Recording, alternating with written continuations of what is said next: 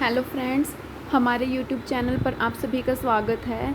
हम एसएससी में आए हुए पिछले सभी वर्षों के जीके के क्वेश्चन कर रहे हैं, जिसमें हमने हिस्ट्री स्टार्ट कर रखी है। तो चलिए करते हैं हम हमारा आज का पहला क्वेश्चन।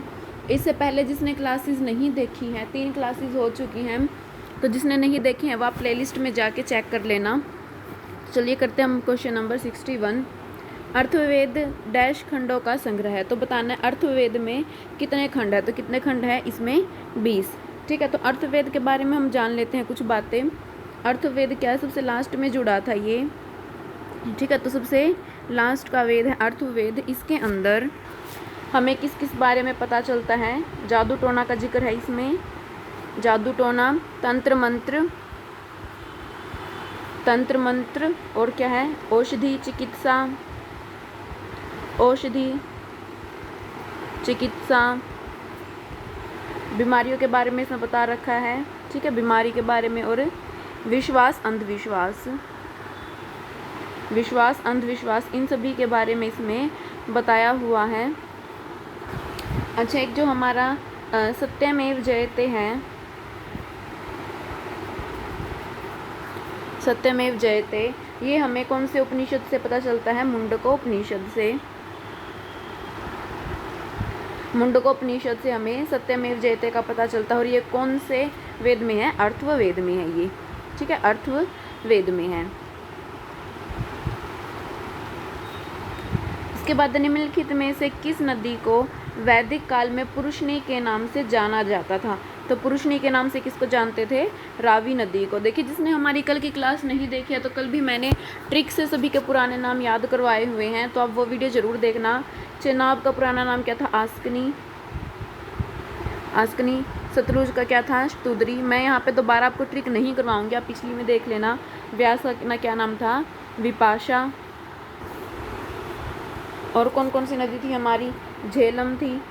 झेलम का प्राचीन नाम क्या था? वितस्ता।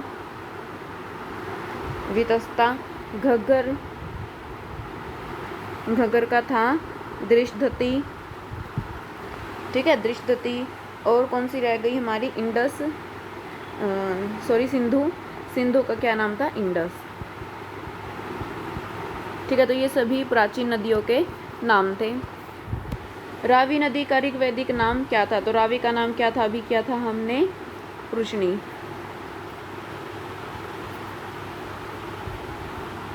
निम्नलिखित में से कौन 7 विद्वान आर्यों के तिब्बत होम थ्योरी से संबंधित है? देखो, तिब्बत होम थ्योरी का मतलब क्या है कि जो आर्य आए थे इंडिया में, तो उसको लेके बहुत विवाद है। कोई तो कहता है कि वो वहाँ से आए, कोई कहता है कहीं से आए हैं। ठीक है, तो सभी के अपने अलग अलग मत थे। तो ये है तिब्बत होम थ्योरी, यानी जो तिब्बत से आए हैं। तो ये बात किसने बोली थी कि ये तिब्बत से आए हैं? ठीक है, तो ये बताना है हमें। तो ये किसने बोली थी? दयानंद सरस्वती जी ने। ठीक है, दयानंद सरस्वती ने। इसमें जो मैक्स मूलर है, इसका सबसे ज़्यादा ऑथेंटिक माना जाता है। ठीक है, मैक्स मूलर ने क्या कहा था कि जो आर्य है वो मध्य एशिया से आए थे। ये इंपॉर्टेंट है।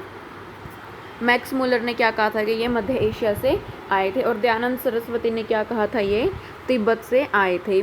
ठीक है, और बाल गंगाधर तिलक ने क्या कहा था? बाल गंगाधर तिलक ने कहा था कि ये उत्तरी ध्रुव से आए हैं। ठीक है, उत्तरी ध्रुव से। बाल गंगाधर ने क्या कहा था? उत्तरी ध्रुव से। और हमारे ये मैकडोनेल है जो, तो मैकडोनेल ने क्या कहा था? ये कहाँ से आए हैं? दक्षिण पूर्वी यूरोप से। ठीक है, दक्षिण पूर्वी यूरोप से आए हैं। तो आपको इन सभी के नाम याद करने हैं। इसके बाद कुल कितने वेदांग है? तो वेदांग कितने हैं? 6। कौन कौन से वेदांग है? देखो हमारे पास 6। एक तो शिक्षा, फिर अगला है ज्योतिष, शिक्षा ज्योतिष, और फिर है व्याकरण। ठीक है, व्याकरण, और फिर है छंद, उसके बाद है कल्प और निरुक्त। शिक्षा, ज्योतिष, व्याकरण, छंद, कल्प और निरुक्त। इसको याद करने की ट्रिक भी मैंने अपनी जो हिस्ट्री की क्लासेस थी, अच्छा जिसने नहीं देखे वो भी आप देख लेना। हिस्ट्री की क्लासेस थी जिसमें हमने 17 क्लास में हिस्ट्री को कंप्लीट करवाया, वो हमने ट्रिक से हिस्ट्री याद करवाई हुई है। वह प्लेलिस्ट में जाके देख लेना। तो इसकी हमने ट्रिक क्या बताई थी, देखो शिक्षा नाम की एक लड़की थी, एक शिक्षा नाम की लड़की थी जो कि ज्योतिष के पास जाती है व्याकरण सीखने के लिए, ठीक है। शिक्षा नाम की लड़की ज्योतिष के पास व्याकरण सीखने जाती है, वहाँ पर वो छंद सीखती है और उसकी जो काया है जो कल्प हो जाती है, ठीक है, मतलब उसके अंदर परिवर्तन आ जाते हैं, काया कल्प हो जाती है और वो निरुक्त हो जाती है। वेदांगों के संदर्भ में निम्नलिखित शब्दों में से कौन सा शब्द अनुष्ठान को दर्शाता है। देखिए अनुष्ठान को है जो इसमें से बताना है हमें कौन सा दर्शाता है। तो अनुष्ठान को कौन दर्शाता है, कल्प। कल्प में हमें अनुष्ठान शास्त्र के बारे में पता चलता है। अच्छा छंद है जो, छंद में हमें किसका पता चलता है, इसमें क्या होती है, कविता के छंद, ठीक है। छंद नाम से पता चल रहा है, इसमें क्या होते हैं, कविता के छंद होते हैं। व्याकरण से हमें व्याकरण का पता चलता है, व्याकरण शास्त्र का। शिक्षा से हमें क्या आता है, देखो स्वरों का ज्ञान आता है, ठीक है। तो शिक्षा से हमें क्या पता चलता है, स्वर शास्त्र, ठीक है। शिक्षा से स्वर का ज्ञान आता है तो शिक्षा से स्वर शास्त्र। और कल्प का क्या था, अभी हमने किया था, कल्प से हमें क्या पता चलता है, अनुष्ठान, ठीक है। उसके बाद हमने अभी देखा था ना कि 6 वेदांग है, तो और कौन कौन से रह गए हमारे पास, ज्योतिष है जो, ज्योतिष से हमें ज्योतिष का ही पता चलता है, ज्योतिष शास्त्र का, ठीक है। और निरुक्त रह गया एक, निरुक्त से हमें क्या पता चलता है, शब्द की उत्पत्ति, शब्द की उत्पत्ति, ठीक है। तो इन सभी चीज़ों का हमें ज्ञान होता है। एक समय पर वैदिक सभ्यता में राजा को गोपति कहते थे, जिसका अर्थ क्या था, देखो गोपति नाम से पता चल रहा है, गो मतलब गाय, तो जिसके पास गाय होती थी, ठीक है, यानी मवेशियों का स्वामी। गोपति यानी मवेशियों का स्वामी होता था, ये इनके पास गाय होती थी, ठीक है। गाय को क्या माना जाता था उस टाइम पे, अघन्या माना जाता था, गाय को अघन्या माना जाता था। और अघन्या का मतलब क्या है कि इसको मारना वर्जित है, इसको हम नहीं मारेंगे। और इनका प्रिय पशु क्या होता था, इनका प्रिय पशु क्या होता था, घोड़ा, ठीक है। घोड़ा इनका प्रिय पशु था। और प्रिय देवता कौन थे इनके, इंद्र, ठीक है, इंद्र इनके प्रिय देवता थे। इसके बाद अब भारत में वैदिक सभ्यता डैश नदी के किनारे विकसित हुई थी। तो भारत में वैदिक सभ्यता कहाँ पे विकसित हुई थी, ये हुई थी सरस्वती नदी के किनारे, ठीक है। वैदिक सभ्यता कहाँ थी, सरस्वती नदी के किनारे। उस टाइम के जो लोग थे वो गंगा यमुना के बारे में नहीं पता था उनको, तो सरस्वती नदी के किनारे विकसित हुई थी। मगध महाजनपद नदियों से घिरा हुआ था। अच्छा मगध महाजनपद था, जो महाजनपद हमारे कितने थे, टोटल 16, उसमें से जो मगध महाजनपद था वो हमें बताना है किन नदियों से घिरा हुआ था। तो मगध सभी को पता है कि गंगा के किनारे था, तो ये गंगा और सोन नदियों से घिरा हुआ था, ठीक है। तो जाएगा गंगा और सोन।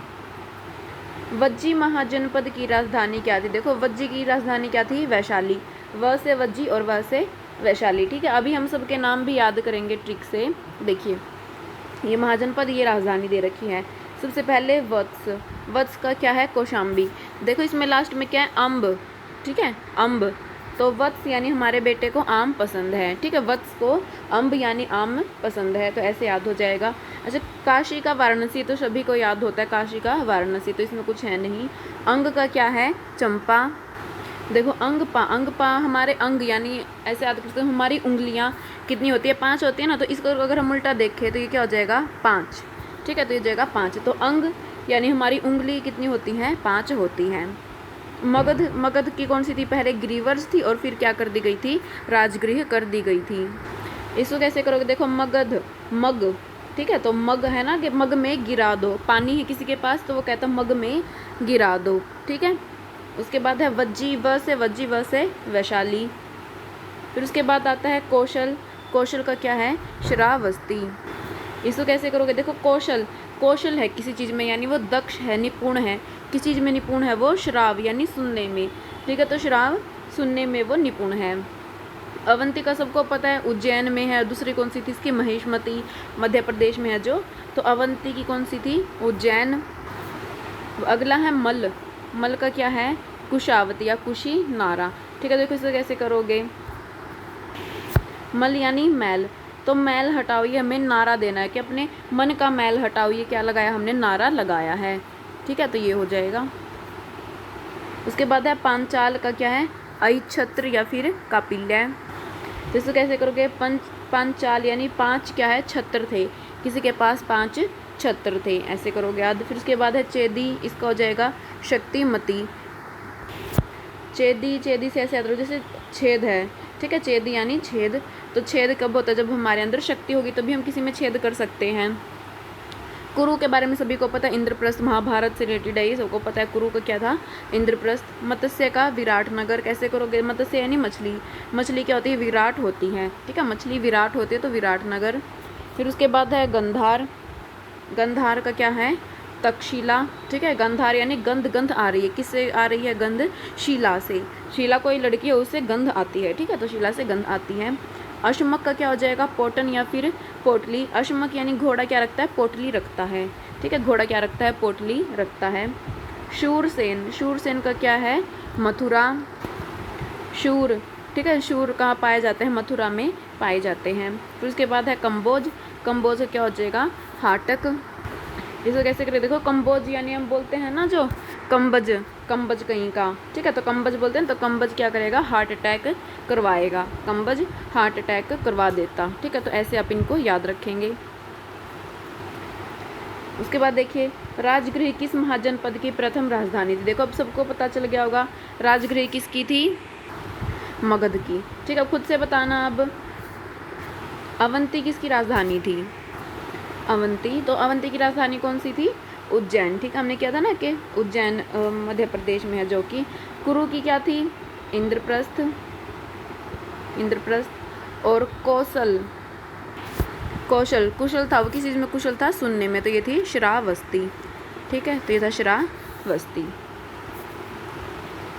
निम्न में से कौन सा प्राचीन भारत का पहला साम्राज्य है जिसमें युद्ध के लिए बड़े पैमाने पर हाथियों का उपयोग किया गया था। तो ये बताना है कि कौन सा साम्राज्य था जिसने युद्ध के लिए हाथियों का प्रयोग किया था बड़े पैमाने पर, ठीक है, तो बड़े पैमाने पर किसने उपयोग किया था, मगध ने, ठीक है, तो मगध ही सबसे शक्तिशाली आया था पहले, इसने किया था। उसके बाद भगवान गौतम बुद्ध के जीवन काल के दौरान 7वीं और 6ठी शताब्दी ईसा पूर्व में कितनी महान शक्तियाँ यानी महाजनपद अस्तित्व में आई थी। तो महाजनपद कितनी आई थी, 16। निम्नलिखित में से कौन सा राजशाही राज्यों में एक नहीं है जो कि 7वीं और 6ठी सदी के शुरू में ईसा पूर्व भारत में मौजूद है। तो बताना इनमें से कौन सा था जो कि उस टाइम पे 7वीं और 6ठी सदी के आरंभ में मौजूद नहीं था। तो देखिए इसमें बोले राजशाही राज्य नहीं था, राजशाही राज्य मतलब जहाँ पे राजा शासन करता था, ठीक है, तो राजा सभी जगह शासन करता था, लेकिन वैशाली में राजा का कोई शासन नहीं था। वज्जी की राजधानी है जो वैशाली, यहाँ पे राजा नहीं होता था। और एक क्या थी, मल, मल थी जिसकी की राजधानी क्या थी, कुशी नारा, नारे लगाते हैं जो, तो कुशी नारा की राजधानी थी। यहाँ पर भी राजा नहीं होता था, ठीक है, राजा का शासन नहीं था। तो ये 2 संघ थे। कौन सा बौद्ध ग्रंथ 16 महाजनपदों का उल्लेख करता है। तो मतलब हमें किस बौद्ध ग्रंथ से पता चलता है कि जो महाजनपद थे हमारे 16 थे, तो किससे पता चलता है, अंगुत्तर निकाय से, ठीक है, अंगुत्तर निकाय से हमें पता चलता है 16 महाजनपद के बारे में।